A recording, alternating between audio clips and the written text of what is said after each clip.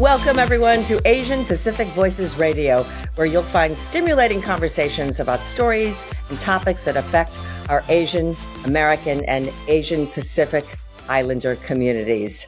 I want to welcome our guest today, Kim Scouller. She is an expert on, how to make wise decisions regarding our money. Kim Scouller is a widely respected expert on financial literacy. She's been an attorney for more than 30 years and served as in-house counsel for Transamerica and its companies, one of the most influential players in the global financial services area. Kim Scouller is the co-author of a book called How Money Works for Women, and she currently owns her own financial business and law firm in Atlanta. I forgot to introduce myself at the top of this broadcast. I'm Sasha Fu, and Kim Scouller, welcome to this podcast today. Thank you so much, Sasha. It's wonderful to be here. Let's start out about learning a little bit more about your background. I know that you are a Filipino ancestry, grew up in the United States, and you were your family was one of the few Asian families in a predominantly white community. In fact, I recall you say you grew up in Kentucky. Tell us more about that. Well, that's right. You know, my father immigrated to the U.S. in the late 50s with a group of other Filipino doctors and nurses to the Louisville, Kentucky, and southern Indiana area. So there was a really great Filipino community there, but there weren't a lot of other foreigners at that time in that area. And in fact, when my father ended up taking a position at a hospital in Hardin County, he was the very first foreign doctor in Hardin County, Kentucky. And now Hardin County is one of the most diverse areas in the medical community. And I like to think that my father was a pioneer in that. But when you were growing up, the community, of course, was very different. Were you made to feel marginalized in any way? You know, it was difficult growing up at that time. I grew up in the 60s in Kentucky, and that time, as many of you know, the United States was at war in Vietnam. And so there were a lot of polarizing feelings around that war. And if you looked Asian, especially to people who weren't familiar with Asians, they thought you were Vietnamese. And so there were a lot of biases around that. And so the Filipino community, we really built a community together and stuck together and grew up together. Some of my dearest friends, some of my greatest mentors all came from that Filipino community where I started. I think that's definitely an illustration of why community and connectedness is so important, especially when you are perceived as the other in a community where other people of other races and ethnicities may not be so welcoming. Were you always savvy about money, even as a child? I know there's a common stereotype that Asian American families are fiscally very conservative and teach their children to be very conservative about spending. Was that the case in your family as well? Well, you know, a lot of us, learn about money from our parents. And coming from an immigrant family, it was all about the American dream. You know, it was about getting an education and getting a good job and earning money that way and saving a lot of money. I mean, I remember my father always saying, money doesn't grow on trees and you've got to pinch your pennies and, you've got to work harder to earn more money. And it wasn't that money was the focus. It was accomplishment and striving for success and all of those things where money is kind of a measurement of that. But we kind of grew up with this scarcity mindset about money rather than an abundance mindset about money. And from my perspective now, much older and hopefully somewhat wiser, I know that through education about money, you can develop a level of confidence and an abundance mindset that will help you in your own life in doing the things that you want to do for you and your family, and to create generational wealth for the generations to come behind you. Kim, how did you decide you wanted to become involved in this area of teaching people about how to manage their money wisely? What was the impetus for that? Was it a particular situation or a sudden realization that you had in life that said, you know what, I have a calling here? Well, as an attorney at Transamerica, I ended up serving as president of their largest broker dealer in the United States. And in that role, there was there was a big spotlight on me and what we were doing. And it wasn't until that moment that I realized that it became physically noticeable to me that there was nobody else in the room who looked like me as a Mm-hmm. woman, as an Asian. There wasn't anybody else at that level in the corporate world who in finances that looked like me, or at least that I had encountered. And it was from that really, I guess, became a calling for me to share what I know about money with other women, with other underserved communities, communities that haven't really been the focus of the financial services industry. I want to talk a little bit more broadly about Americans in general. Since you are very knowledgeable about how Americans spend money, save money, and all the rest, how would you grade us collectively as a society from A to F? Do you think, do you think as a culture and as a society, Americans do a pretty good job of managing their finances? I would say there's always room for improvement. Of course, the United States has the best and the strongest economy in the world. But there are a lot of things on an individual level that we can get better at. And that is, saving more money, investing more money for the future, planning more to accomplish our financial goals. Having a better understanding of what debt means. All of those things come together to help you become more knowledgeable, more financially literate. And once you're more financially literate, you will make more informed choices and better economic choices for you and your family. As I mentioned at the top of our podcast, you've written a book about money management, specifically tailored to women. What would you say are the key differences between the way women and men handle their money? Well, first of all, women end up behind. Now, women on Hmm. average in the United States make 82 cents for every dollar earned by a man. Now, I can report that Asian women do better than that number. Asian women on average make in the low 90s. But it's still, whether you're Asian or non Asian, as a woman, we make less than men. So we end up behind. So we've got to get smarter about our career choices. We've got to, raise our voices about equal pay and, gender parity in the workplace.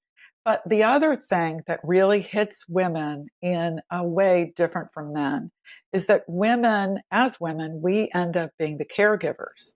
Right. We raise the children. For the most part, we take primary responsibility for that. Daughters take primary responsibility for caring for their aging parents. And we might even have a spouse or a partner who is sick or injured that we need to care Hmm. for. Because we take on those caregiving responsibilities, it hurts us in the workplace. But in addition to that, women are willing to compromise their own finances in order to take care of their families. I think that is an incredibly noble thing that women do. And I want to help women better understand what they can do as caregivers. I don't want women to give up that caregiving role if that's what they want to do with their lives. But there are some smarter things that we can do as caregivers to make sure that we don't end up further behind financially when it comes time for us to retire or enjoy our golden years. That seems like an incredibly complex situation. Of course, it varies from individual to individual, but having to take on the added responsibilities of being a caregiver for different people, an elder perhaps, or perhaps a sick spouse. What are some strategies that you recommend or suggest to allow women to continue to grow financially without giving up their caregiver role? So, in the book, we talk about multi generational financial planning, which for women is important. And I think, especially Asian women and women of other immigrant families, because we're kind of raised to take care of our parents and to take care of That's our right. children. In my household right now, I take care of my aging mother. She lives with me. And also, my adult son lives with me because it's so expensive to live in Atlanta. He's Yes. saving money for a house, he's saving money for his upcoming wedding. And so, by living with me, it's helping out. But we do, and what we talk to people about is multi generational planning, having Mm, everyone understand what are the resources and what are the financial obligations. In my family, the example is, I don't pay for lawn care because my son takes care of all of the lawn care in our house. Now, in Atlanta, it's kind of expensive to have lawn care done. And so that is an expense that I don't have to pay for. My mother helps with the kitchen and helps with the cooking and things like that. So I don't have to do a lot of takeout because I'm a terrible cook. I didn't unfortunately get that gene from my father or my mother, but everyone chipping in the ways that they can helps relieve some of the financial burdens. And I don't want anyone to feel like they're a financial burden, but there's a lot of financial responsibilities, especially today in an inflationary, expensive environment. Everybody chips in. Everybody finds a way to make a contribution, and uh, and it all starts with having that very open and honest conversation. At the beginning, I didn't want to have that conversation with my family because I didn't want them to think that they were taking money from me or that they were any kind of financial burden to me, and they're not. But right. it's only through having that open conversation that you can find out how people can help. And the other members of your family find out exactly what is at stake. So, an open and honest conversation is important. And then I insist that every member of my family save money, even if it's a little bit. Maybe it's $10 a day, or maybe it's $100 a week. Whatever it is, I insist that every member of my family put money aside. One of the great expense drains are streaming services. And boy, Uh-huh. in a family, you can Sure. consolidate them. I mean, at the beginning, we had Hulu and Prime and Netflix and uh, uh, Pandora and Tidal and all of these streaming services. Because of that open and honest conversation, we whittled them down to what we as a family need and want. And so we were able to eliminate extra expenses. I read a story that a New York Times reporter found out he saved $350 a month, I believe, by Wow. eliminating streaming services. Yes. Well, I think some people may be reluctant to make, make that choice. They might consider it too great of a sacrifice. Let me ask you a little bit, Kim, about the area of childcare and women, especially after in that period after a woman gives birth. Some European countries have very generous policies regarding leave, paid leave, after a woman gives birth. The United States, not so much. It varies, of course, from employer to employer. But are there ways or policies that you would advocate that might make it easier for women and families in general to raise children without suffering um, the financial setbacks that are involved with childcare in this country?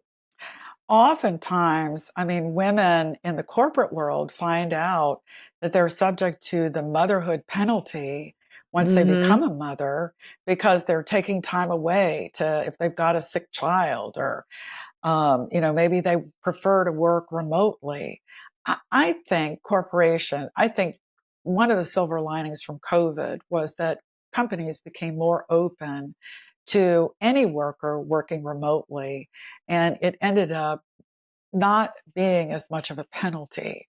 So it does provide some freedom for women, or some assistance for women in that way. But women still face a lot of biases Mm-hmm. from corporate work in the United States, because we don't have generous maternity leave policies, which I would recommend. I would so recommend, more assistance for women in terms of childcare. Childcare becomes one of the most expensive things that women spend on and worry about and fret about. As a single mom, I always felt like I was not doing good enough as a mother, or was not doing good enough as a corporate employee, because I felt like this tug of war between those two responsibilities of mine. And if corporations, were more welcoming and recognize that, this is an important role that women Mm-hmm. play, I think it would be a lot easier for women. Now, another thing that happened in COVID was a lot of women got a chance to kind of think about, is this what I want to do with my life? And they quit.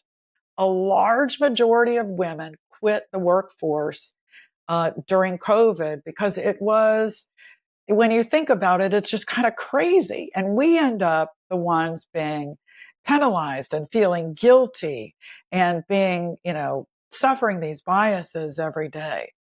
For me, becoming a business owner was the way that I found parity. That's the way I found control over my time. That's the way I found generosity towards motherhood. I was going to say, what about women who don't work in a corporate setting or don't work for a large company or corporation? They are probably maybe making lower wages. Do you think having some sort of standardized policy nationally regarding expanded maternity leave and childcare benefits, not just tax credits, but some sort of more generous policy regarding all of that, would just help everyone across the board, across all economic classes? That, I think, would be huge. If we had a reasonable, well thought out policy about maternity leave and about childcare in the United States, it would raise all of us up. And you would see so much more participation by women in the workforce, in the communities, where right now it's such an uphill battle dealing with childcare. Hmm. I think it forces a lot of women to live paycheck to paycheck, if you know what I mean, because much of their earnings is going towards childcare, so they never really get ahead. Uh, is there a way that teaching financial literacy can serve as a lever to lift women out of poverty? How do you see that education? I, you know, I'm a big believer in education, as my father was, whether it's school education or book learning or whatever. I'm a big believer in it. And I also believe that knowledge is power. And I think when you do have a better understanding about how money works, there are things that you will figure out or plan in your own life that will help you improve your situation. Sometimes you feel, if you're living paycheck to paycheck, that you're never going to be able to get ahead. But absolutely, there are things that you can do to change that for the future. What might some of those things be, Kim? Well, some of those things are setting aside money. And, women or clients will say to me, I don't have any money left over. Well, Hmm. if it's $1 a day or $5 a day, whatever it is, just set that small amount aside every day or every week. And that will add up over time. Then take a look at your expenses. Are there things that we can eliminate or things we can reduce? And then finally, is there a way to bring more income into your household? The internet has provided a huge platform for women to create businesses and to show their real creative side. So, think about that. What is there a business? Is there something, a talent or a passion you have that has a value that you can charge for? Use the internet. There are so many platforms. It's easy to get those things done. So there are ways to add additional income to your life, reduce your expenses, and set aside a small amount every day or every week regularly. Is this part of what you call shifting one's paradigm from a scarcity mindset to an abundance mindset? That's absolutely right. With that kind of knowledge, you're not in the dark about how you're ever going to work your way out of this, if ever. And by having knowledge and putting a plan together, you see that light at the end of the tunnel and you start seeing the fruits of your labor over time, creating more abundance in your life. I think a lot of us have a lot of insecurity around the idea of money. And I think that maybe comes from our ethnic roots, our parents who are like, money is everything and you don't know when it's going to come or go and all this stuff. So I think there's a lot of fear around retiring or quitting one's full-time job a little too early. And do I have enough money for retirement and for my old age? And am I going to be something terrible? Some catastrophe is going to strike and I'm going to have no money. What would you say to people to help them get over those psychological barriers, the anxiety and fear around retirement? So, one of the things, in addition to, financial education that I recommend to people is that they work with a financial professional, somebody who's going to take an objective view, an unemotional view about your finances and whether you're going to be able to reach your financial goals. I sit down with so many women, and when I show them the numbers about how they actually can retire, because so many people, men and women, do have this fear on, I'm going to work for the rest of my life. But, Exactly. when I sit down with them and we look at their money and we look at what is possible today, I mean, it's a really great feeling to be able to show someone you worked hard all your life. And because of that and all of, the money you've set aside, you are able to retire. And to see that shift in their eyes when they think, oh my gosh, I don't have to work for the rest of my life. That is a really wonderful way to help people.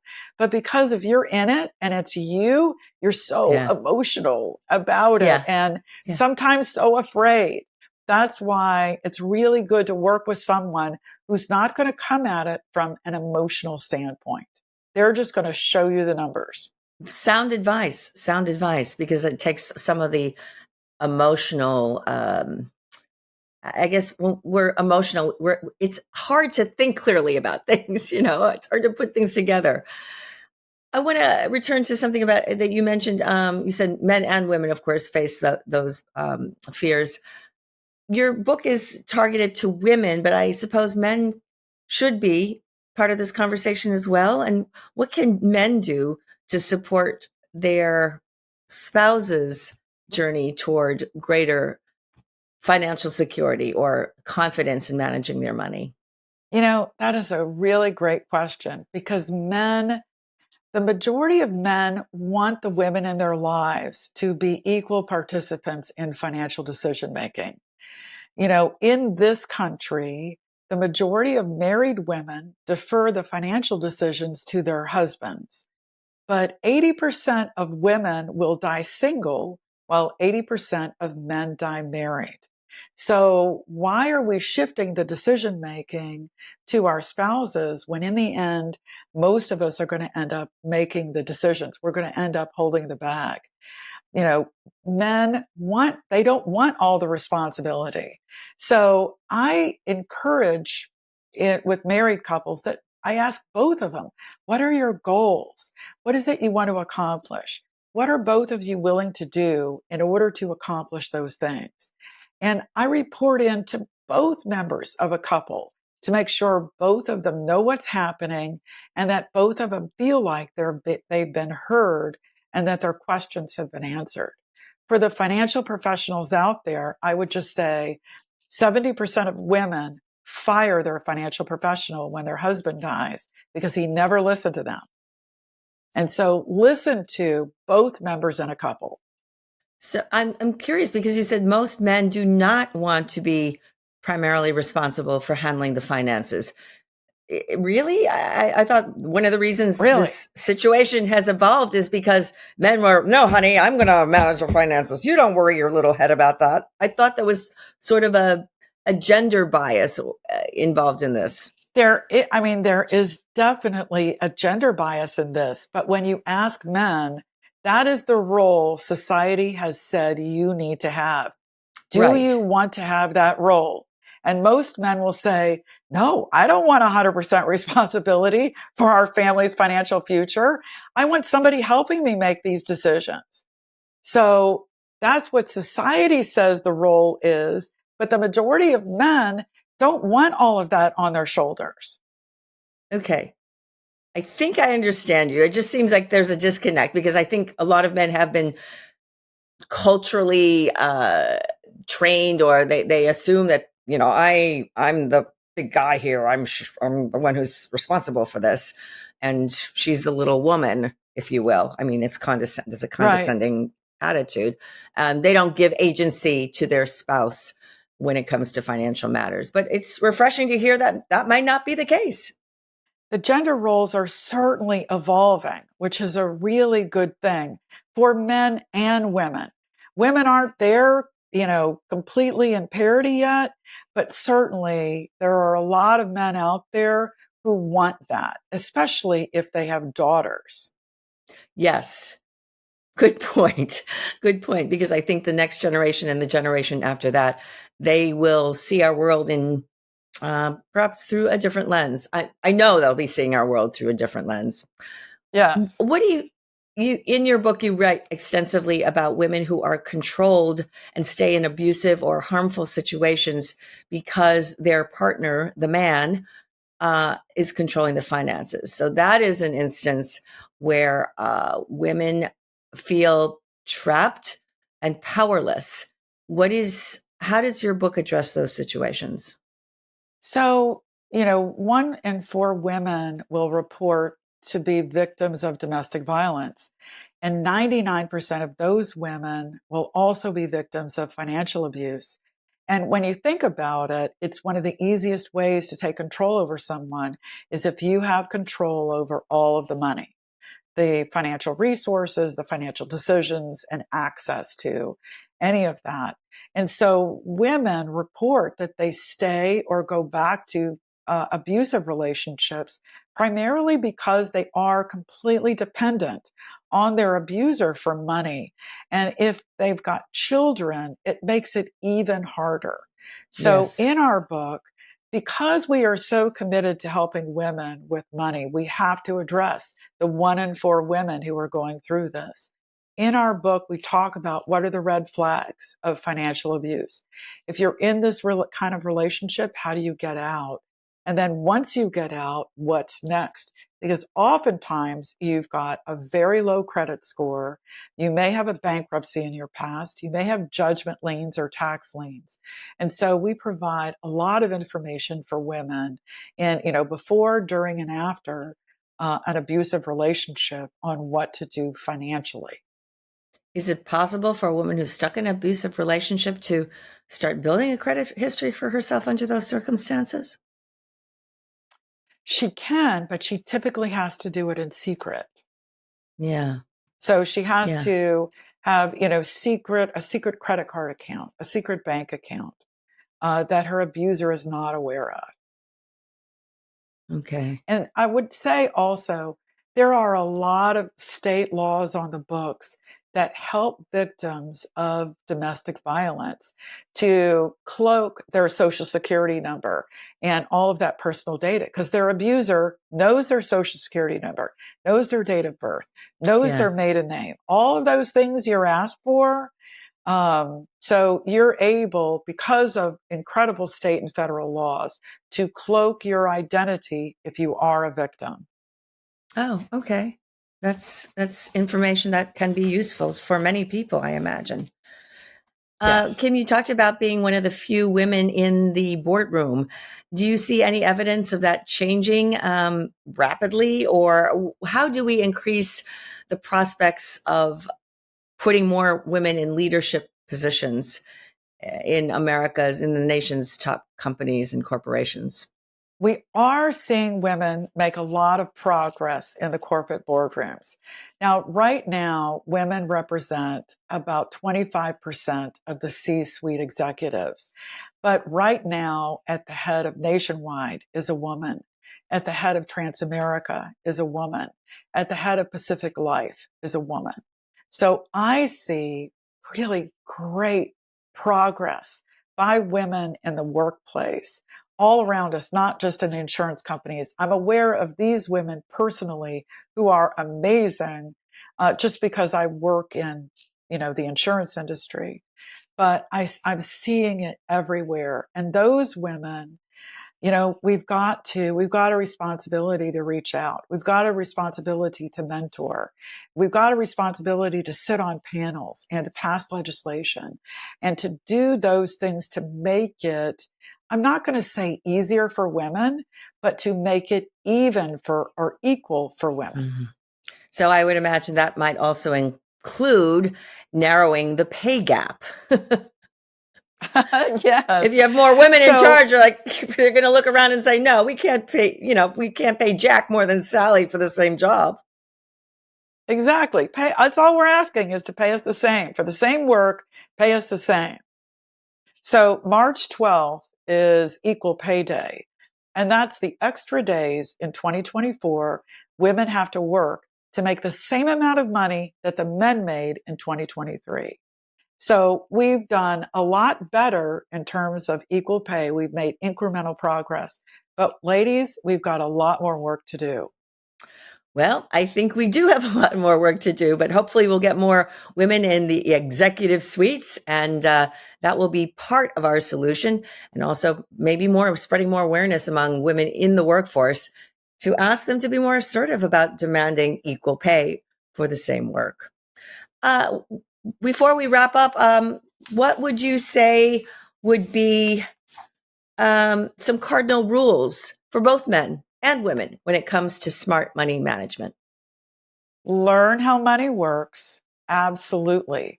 Understand what your financial situation is. Set your financial goals and then develop a plan to achieve those goals. And last but not least, always, always get in the habit of setting money aside every day or every week to accomplish the goals that you want. And it can be as little as $1 a day. Great advice. I think that will be very useful and valuable for everyone, because worrying about money is a drag. Knowing Totally. that you have, Who wants to lose sleep? yeah. Knowing that you have some measure of financial security is probably adds a lot to one's happiness quotient. Yes, I know it does to it mine. does. I want to thank our guest, Kim Scouller, for joining me on today's show. Please visit our website and please subscribe to our podcast platforms, as well as follow us on Facebook, Twitter, and Instagram. Asian Pacific Voices Radio is produced by Asian Culture and Media Alliance. That's a nonprofit that empowers our Asian and Pacific Islander communities with a voice through media arts. If you'd like to support our program, please visit Asian Pacific Voices Radio and also check out our YouTube channel, Facebook, Twitter, and Instagram. I'm Sasha Fu, and thank you for listening. Before we leave, Kim, how do listeners learn more about the work you do or learn more about the book you've written? Well, you can go on my website, and that is howmoneyworks.com/Kim, or you can follow me on LinkedIn at Kim Scouller. Thank you very much once again, Kim, for sharing your wisdom and knowledge about smarter money management and financial literacy. Thank you, and please join us next week for another exciting and thought-provoking Asian Pacific Voices radio show. Until then, take care.